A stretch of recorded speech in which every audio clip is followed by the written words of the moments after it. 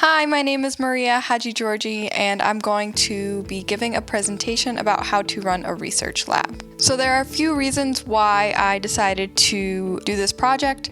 I wanted to figure out how a research lab is organized, how one would start up a research lab in case I want to start one of my own one day, and it made sense for me to work with Dr. Ellis Robinson to help her organize the structure of her lab and manage the different projects, tasks, and team members that are within her lab. So why research labs? Having a research lab offers increased chances for collaboration, especially in the way that you will see in this presentation. It offers opportunities for long-distance collaboration, so that can kind of broaden the spectrum of who you can work with. It can function virtually, so that was actually really helpful during this pandemic.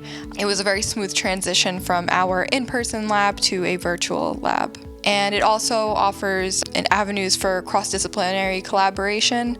You don't have to worry as much about working around everybody's schedules. If people are from different departments or different divisions or schools, a research lab can still be functional with this setup.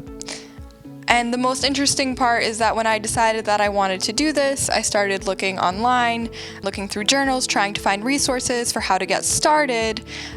I realized that there was a lack of literature that was lending explicit guidance for how to set up and manage a research lab. It made me think that this is something that might be falsely believed to be common knowledge. So, how and where do we begin? So what you will need to get started is a research project, a team, a computer, a Google account, internet access, and a phone, which is optional. Our lab had 2 research projects. Our team was made up of an assistant professor, 2 doctoral students, and 4 undergraduate students. And all of our team members had all of these items. So how to get set up? As the manager, what I had to do was collect everybody's email addresses. I had to create accounts for Slack and Trello because I was starting this from nothing. I created a Google Drive folder, a timesheet template with Google Sheets, and then I had to add and sync the applications that we were using to Slack, which we'll get into more of that later. And then I had to invite all of our team members to each of those applications. I had to invite team members to our Google Drive folder, our Trello, and our Slack, all of which we will be talking about soon. Each member had to make accounts for Slack, Trello, and Google if they did not already have one. They had to accept the invitations to join the different folders and boards. They had to download the applications for their desktop and their phone if they wanted to, create a timesheet, and then share that timesheet with me. The 3 main things we are going to discuss today are Slack, Trello, and Google, and how each one of those was used. The first one is Slack.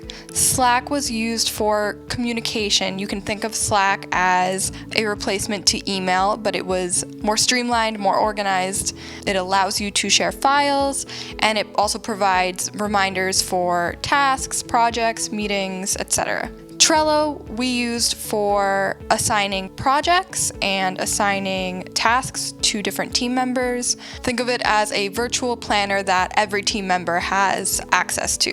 So within that you have checklists and due dates. And finally, we also used Google, which included Google Drive, Google Docs, Google Sheets, Google Slides, and Google Calendar. Specifically, we used an app through Slack that was called Google Calendar for Teams. So in this presentation, you will learn a little bit more about all of these different platforms and how we use them in the lab. So hopefully you can adopt some of these procedures if you find them helpful. The first application that we're going to talk about is Slack. So Slack is great for communication. It operates with something called channels that help you organize conversations. You can also direct message somebody in a private message for sharing things that might be more sensitive or personal. So we use that function for submitting timesheets.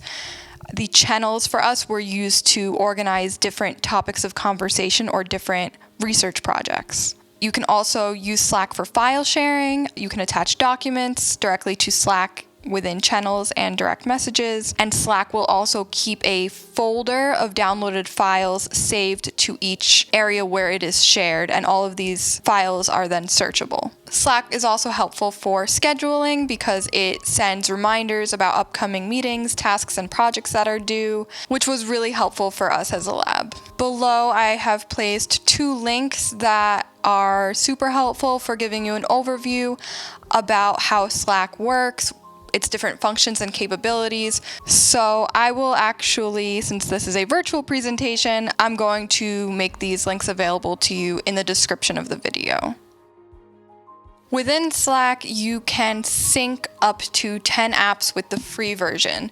Our lab used apps like Trello, Google Calendar for team events, and Google Drive. But if you look here on the right of the slide, you will see that there are many other apps that you can use with Slack. You can even link Outlook to Slack. You can do polls and surveys through Slack.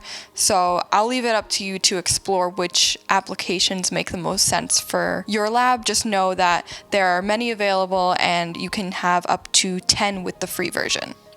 So now we're going to take a look at our Slack page, and this is what it looks like on the desktop version. So if you can see, I am currently in a direct message with myself, which is cool because you can use that as an area to draft messages. At first, when I was setting everything up, I didn't want to keep sending something and then deleting it, so I used it to get the hang of Slack and see how things would happen.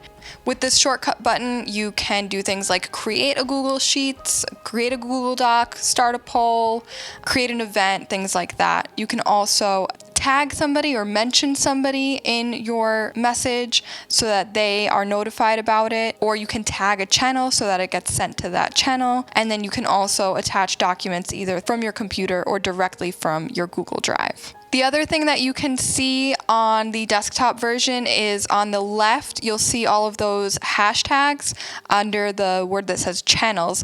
And over there, you can see that they are all open and public to everybody who's in the lab. You can also make those private if there is a particular channel that you want only shared with a few people within your lab. For us, we used a conference channel to talk about things related to the conference and presentations. General was used for general information like meetings, documents that were shared, and then we had a channel for each project. One was the reflective skills project, and the other one was a website accessibility project. So as you can see, it's really helpful for organizing your conversations by separating them into topics or channels. One important thing to note here is that all of these conversations are searchable, all the files are searchable, but with the free version of Slack, you only have access to the most recent 10,000 messages. So if you think that you're going to need more than that, I would recommend looking into the paid version. But for us and our purposes, we didn't exceed that amount. And now I'm going to show you what Slack looks like on the mobile app. This is what Slack looks like on the mobile app on an Android phone. So you have the channels, the direct messages, more details about the channel, and then within the channel, this is what it looks like. So as you can see, I've shared a couple of documents with the team, and you even get a little preview of those documents within the channel on the mobile app. So we're going to talk a little bit more about channels. So this is what a channel looks like. This is the desktop version of the app. As you can see, there's a conversation going on. You can see a description of the channel above, which says that it is used for workplace-wide communication and announcements, and all members who get added to our Slack team get added to this channel. Then on the right, you can see I had clicked the little info button and got to see details, including all of the shared files that we have shared with each other in this channel. That is a really helpful feature. It prevents you from having to go back through your email and search through all the emails to find a document. It just puts everything that's been shared in this specific channel in one place for everybody to find. Let's talk a little bit about file sharing. So this is how you would share a file in Slack. You can share it to a specific channel by adding that hashtag, put a description, and you can name it. And then all of your team members will have access to it, and they will also get to see a little preview of it. Then they can even comment on it. So if you are asking them for feedback, that's also a really helpful feature.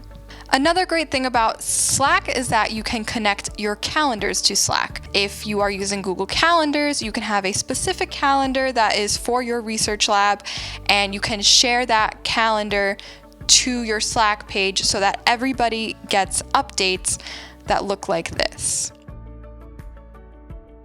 So this is what that looks like within the Slack channel. So as you can see, there's an update that says there are no events today, and then on Friday, February 21st, there's one event today, and then I even got a little ping notification 15 minutes before to remind me that we had a meeting.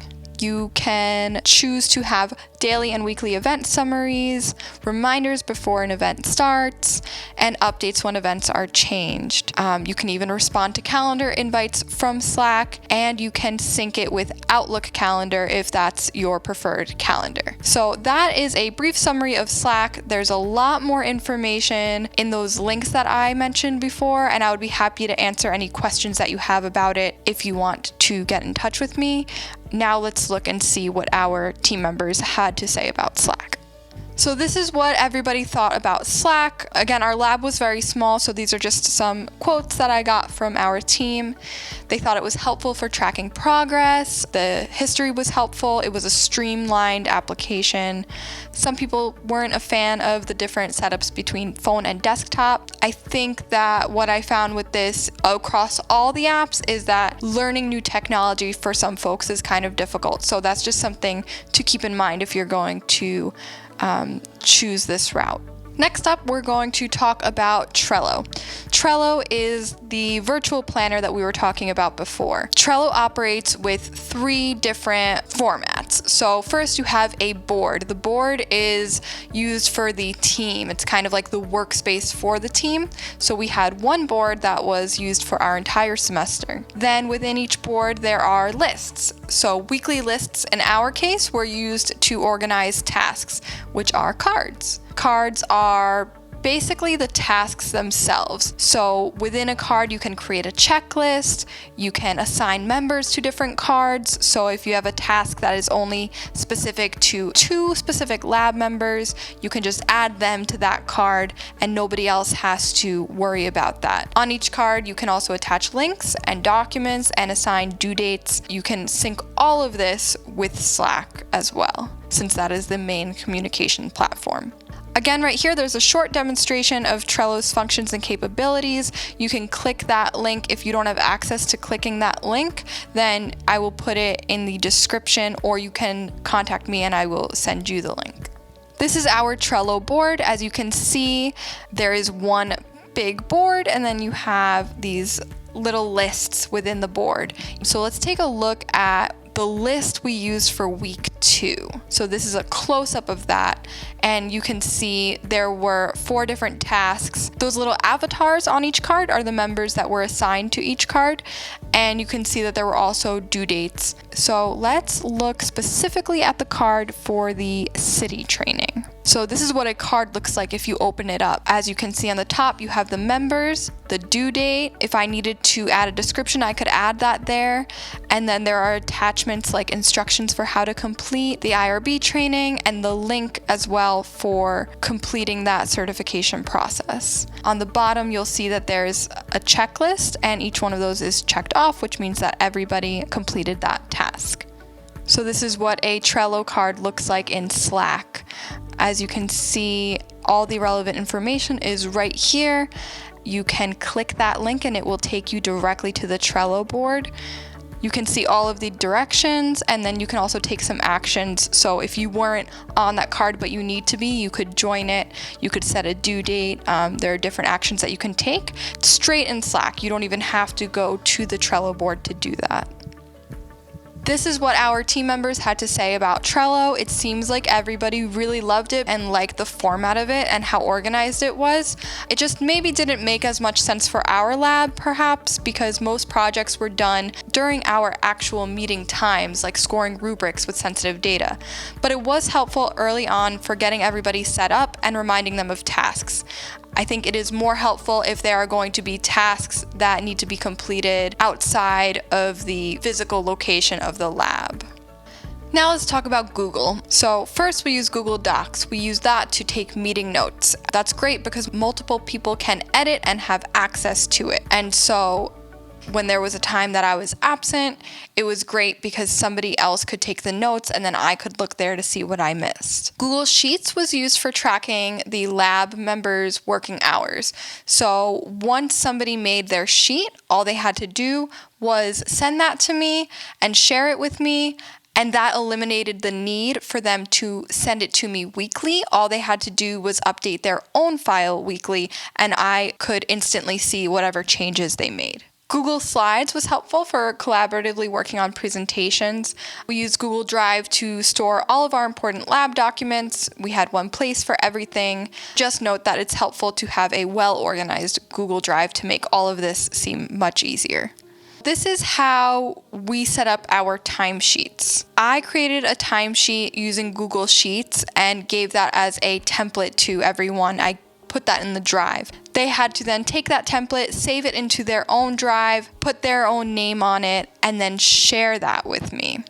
After they shared it with me, all updates and changes are automatically synced, eliminating the need for them to send a timesheet every single week. So here's an example of the timesheet. It's a very simple design, just the date, the hours, and the task. And as you can see on the bottom, we have a different sheet representing each week we worked in the lab. Once 1 week is completed, all the lab member has to do is duplicate their sheet and rename that tab as the current week and delete all of the information in there so that they can start fresh next.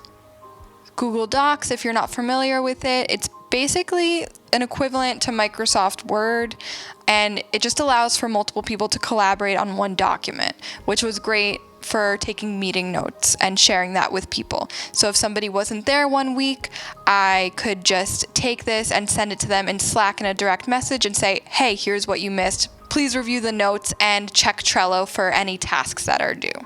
Then we use Google Slides for creating a presentation together so that everybody could have input on the presentation, everybody could share the workload. And this is what Google Drive looks like. This is our lab's Google Drive, if you are interested in how that was organized. Then on the left, each one of those words, Docs, Slides, and Drive, provides you a link for more information about how to use these platforms. Next, we're going to talk about how to share something from the Drive in Slack.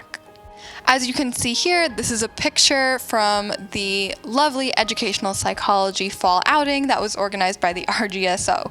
So I'm just using this as an example to show you how to share from Google Drive to Slack. There are 2 different ways to do it. You can do this from the Drive, which you'll see first, or you can send it from Slack, which I'll show you second. So this is the typical way. You have a preview of the document, you click the 3 buttons, and then you click share. However, sometimes we don't remember the people's email addresses, and so that can be a little bit tricky sometimes. You can also copy the link and then send that to people. Just make sure that you edit that top drop-down feature and tell Google whether you would like the document to be something that can only be viewed or something that can be edited. So I can copy that link and I can paste it straight into Slack like this. And as you can see, a preview will come up of that document. There it is. The other way to do it is I can just do it straight from Slack. I have already synced my Google Drive with Slack, so I can just click the attachment button all the way to the right, and then I can just say I'm going to attach it from my Google Drive. It should have a list of all my Google Drive documents. And then I'm going to select the one that I want to share. Let's say I want to select this presentation and share that. And then that should pop up just like that. So it's up to you how you want to share things. For me, I found it easiest to share everything directly from Slack. Since I had already synced my Google Drive with Slack, that was the method that I preferred. So this is what people thought about Google. A lot of people liked it because it's something they were already familiar with. They found it to be essential, and some people preferred Blackboard. So I think this is really a preference thing. It does seem to be that people prefer what they're comfortable with. So that might be a benefit of using Google Drive for people who aren't familiar with Blackboard, but maybe somebody who isn't familiar with Blackboard would find Google Drive easier. But important to note is that if you are going to use Slack and Trello, you would need to use something like Google Drive or Dropbox. You wouldn't be able to sync something like Blackboard with those platforms. So I did a quick survey to see what my lab members thought. Please take these data with a grain of salt because our sample size was 5. But when asked, how easy was it to use the following apps, it seemed like maybe there was a bit more of a learning curve with Trello and the Google Suite or the Google apps. And it was kind of surprising to see how easy everybody found Slack to be, considering that all but one member did not have any prior experience with Slack. Slack, it seems to be something that is pretty easy to pick up and learn how to use quickly. When asked about how helpful the apps were, most people thought Slack was very helpful. Some people did not find Trello helpful at all. All apps were at least helpful most of the time. Again, this is just to give you kind of a glimpse of what people in our lab thought. As for usefulness, it seemed that the Google apps and Slack were the ones that were found as most necessary or essential, and Slack and Trello maybe not as much, especially Trello. People didn't seem to think it was as necessary, and that's probably because, like I said before, we didn't use it too frequently due to the nature of our lab. So some overall impressions of how this structure worked for our lab. Slack was easy to use. It simplifies your workflow. It organizes communication really well. I highly recommend Slack for using it in a research lab setting. Google is great because many people are familiar with it. It organizes documents. It allows for collaboration on papers and presentations where multiple people can edit. It might seem cumbersome for people with crowded drives, but I highly recommend it if you are going to use Slack because syncing them makes a really seamless connection. As for Trello, it was great for assigning tasks and tracking progress. It was good for setting due dates. People might need reminders for it to be used more regularly. So, for example, sometimes there was a Trello list or card, but people didn't remember to go check the Trello card, so I would send reminders in Slack like, go check Trello to see what's due for next week. So those reminders might be necessary, especially early on. And there might be a little bit more of a learning curve for using Trello than Google and Slack. I highly recommend it if task accountability is needed. If not, it might not be necessary. And that's what I thought about using Slack, Trello, and Google in the setting of a research lab. Really loved Slack, really loved Google, really loved Trello. They just might need to be modified or adapted specific to your lab and your lab's purposes. And that's it for my presentation. You can feel free to ask me questions in the Blackboard thread, or you can send me an email. I also have a website, you can contact me there. So however you want to reach out, I am here to answer any of your questions. Thank you for coming to my presentation.